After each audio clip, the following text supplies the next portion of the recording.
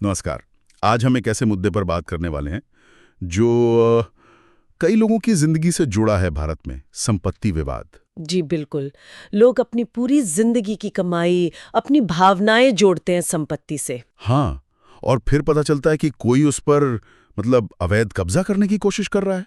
ये बहुत तनाव देता है। देता है, बिल्कुल देता है।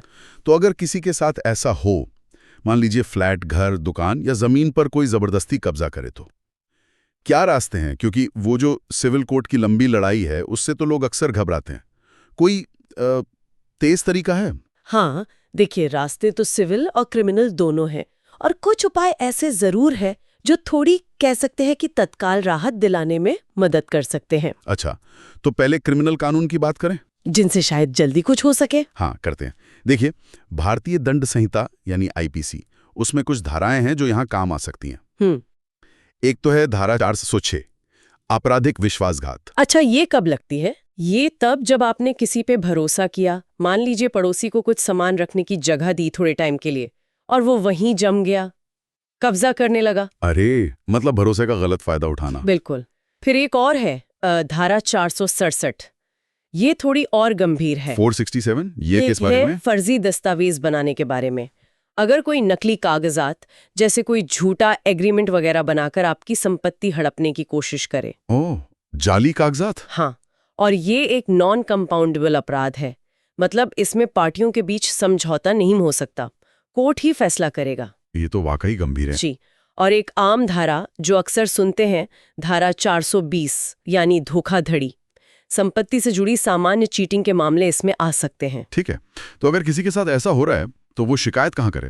Police station? हाँ, पहला कदम तो यही है कि आप स्थानीय पुलिस स्टेशन में एफआईआर दर्ज कराएं, अपनी पूरी बात बताएं, सबूत दें। और अगर मान लीजिए पुलिस ठीक से कार्रवाई ना करे, तो ऐसा भी सुनने में आता है कभी कभी। अगर ऐसा लगे तो फिर आप मैजिस्ट्रेट के पास जा सकते हैं। सीआरपीसी की धारा 156(3) है। 156(3)? हाँ, इसके तहत आप अर्जी दे सकते हैं कि पुलिस को एफआईआर दर्ज करने और जांच करने का निर्देश दिया जाए। या फिर एक और रास्ता है, सीआरपीसी की धारा 200 के तहत सीधे मैजिस्ट्रेट के पास परिवाद यानी कंप्लेंट केस फाइल करते हैं। अच्छा, मतलब कोर्ट को सीधे बताना। जी, उसमें आप अपनी शिकायत और गवाह वगैरह सीधे कोर्ट के सामने पेश करते हैं। ठीक है, ये तो हुए क्रिमिनल रास्ते। अब आते हैं सिविल कानून कर। हाँ। खासकर अगर किसी को जल्द से जल्द अपनी प्रॉपर्टी पर कब्जा वापस चाहिए तो उसके लिए सिविल में एक बहुत महत्वपूर्ण कानून है, specific relief act 1963। Specific relief act. हाँ। और इसकी धारा 6, ये बहुत काम की है ऐसे मामलों में। धारा 6 क्या खास है इसमें? ये धारा खास तौर पर उन लोगों के लिए है जिन्हें उनकी चल संपत्ति से, मतलब जमीन या मकान से, उनकी मर्जी के बिना और गैर कानूनी तरीके से बेदखल कर दिया गया हो। अच्छा, मतलब बिना पूछे जबरदस्ती निकाल दिया कहते हैं। इसमें कोर्ट मालिकाना हक किसका है इस पर तुरंत फैसला नहीं करता, वो बाद की बात है। ओह, ये इंटरेस्टिंग है। मतलब पहले कब्जा वापस, टाइटल का झगड़ा बाद में। बिल्कुल, लेकिन इसकी कुछ शर्तें हैं। शर्तें क्या? पहले कि आपको बेदखल होने के 6 महीने के अंदर ये केस फाइल करना होगा। सिर्फ 6 महीने? हाँ, 6 महीने टाइम लिमिट है। दूसरी बात, ये केस आप सरकार के खिलाफ नहीं कर सकते। अच्छा, सरकार के खिलाफ नहीं। और तीसरी, जो अहम है, कि इस धारा के तहत जो भी फैसला या डिक्री आती है उसकी सामान्य तौर पर कोई अपील या रिव्यू नहीं होती। अपील नहीं? क्यों? ताकि मामला जल्दी निपटे, बार बार अपील में ना उलझे।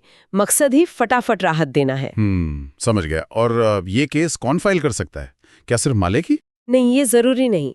जिसका भी संपत्ति पर कब्जा था, चाहे वो मालिक हो या किराएदार या लीज पर लिया हो, या मान लीजिए मालिक बाहर रहता है और उसका कोई रिश्तेदार देखभाल कर रहा था और उसे निकाल दिया गया। अच्छा, तो वो रिश्तेदार भी कब्जा रखने वाला व्यक्ति केस फाइल कर सकता है। ये तो काफी प्रैक्टिकल लगता है सिविल मामलों के हिसाब से, लेकिन क्या ये वाकई में तेज है? मतलब है तो सिविल कोर्ट ही। हाँ, देखिए, कहने को तो ये समरी यानी तुरंत राहत के लिए है, पर है तो ये सिविल मुकदमा, तो इसमें भी थोड़ा समय तो लग ही सकता है। प्रक्रिया तो फॉलो करनी होगी। और कोर्ट फीस वगैरह? हाँ, वो भी एक मुद्दा है। कोर्ट फीस देनी पड़ती है, तो एकदम मुफ्त या एकदम फटाफट शायद न हो, लेकिन पारंपरिक टाइटल सूट से अक्सर तेज होता है। हाँ, इसीलिए शायद वो एडीआर वाली बात आती है, वैकल्पिक विवाद निपटान। बिल्कुल। जानकार ये भी कहते हैं कि मध्यस्थता या लोक अदालत जैसे रास्ते भी देखने चाहिए।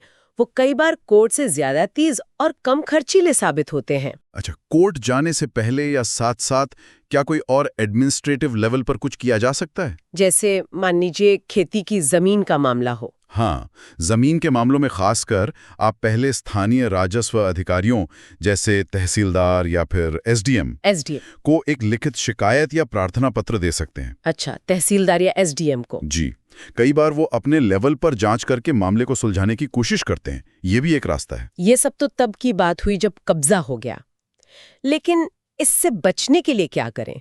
मतलब रोकथाम, वो कहावत है ना, prevention is better than cure. बिल्कुल सही कहा, रोकथाम बहुत जरूरी है। कुछ सीधी सादी बातें हैं जिनका ध्यान रखना चाहिए। जैसे कोई प्लॉट खरीदें, सबसे पहले उसकी चारदीवारी मतलब बाउंड्री वॉल बनवा दें। हाँ, ये तो जरूरी है। संपत्ति पर अपने नाम की पट्टी या बोर्ड लगवा दें, पता चले कि ये किसकी है। ठीक है। नियमित रूप से मतलब आते जाते अपनी प्रॉपर्टी को देखते रहें, विजिट करते रहें। नजर रखनी चाहिए। और अगर आप वहां नहीं रहते, मान लीजिए दूसरे शहर या देश में रहते हैं, तो अगर संभव हो तो एक भरोसेमंद केयरटेकर या चौकीदार जरूर रखें। हाँ, किसी भरोसे के आदमी को रखना। जी। और सबसे जरूरी, अपनी संपत्ति के सारे कागजात, सेल डीड, टैक्स की रसीदें, म्यूटेशन, सब बिल्कुल अपडेटेड और सही रखें। संभाल कर रखें। सही है, कागज मजबूत तो कब्जा मजबूत। एक तरह से हाँ। तो अगर हम समराइज करें तो फौरी कार्रवाई के लिए आईपीसी की धाराएं जैसे 406, 467, 420 काम आ सकती पुलिस या मजिस्ट्रेट के जरिए। जी। और अगर कब्जा छीन लिया गया है तो उसे जल्दी वापस पाने के लिए स्पेसिफिक रिलीफ एक्ट की धारा 6 एक अहम सिविल उपाय है। बस 6 महीने की टाइम लिमिट और कुछ शर्तों का ध्यान रखना होगा। बिल्कुल। और रोकथाम के उपाय जैसे बाउंड्री वॉल, नियमित विजिट, केयरटेकर और दुरुस्त कागजात, ये सबसे ज्यादा जरूरी हैं। हाँ, और वो एडीआर वाले विकल्प भी ध्यान में रखने चाहिए, मध्यस्थता, लोक अदालत। निश्चित रूप से विवाद सुलझाने के ये भी कारगर तरीके हो सकते हैं। संपत्ति से जो एक भावनात्मक और आर्थिक जुड़ाव होता है लोगों का, उसे देखते हुए ये सोचना भी दिलचस्प है कि भविष्य में क्या कोई और रास्ता निकल सकता है, जैसे टेक्नोलॉजी का इस्तेमाल करके, ब्लॉकचेन से लैंड रिकॉर्ड या कुछ और, या शायद समुदाय के स्तर पर कोई मॉडल बने जो इन विवादों को मौजूदा सिस्टम से भी बेहतर और तेजी से सुलझा पाए। ये एक बहुत अच्छा सवाल है। टेक्नोलॉजी और नए सामुदायिक मॉडल निश्चित रूप से भविष्य में बड़ी भूमिका निभा सकते हैं, भूमि और संपत्ति विवादों को कम करने और सुलझाने में। इस पर और विचार और काम करने की जरूरत है। बिल्कुल। चलिए, आज की इस बातचीत के लिए बहुत शुक्रिया। उम्मीद है हमारे सुनने वालों को इससे काफी मदद मिलेगी। मुझे भी यही उम्मीद है। धन्यवाद।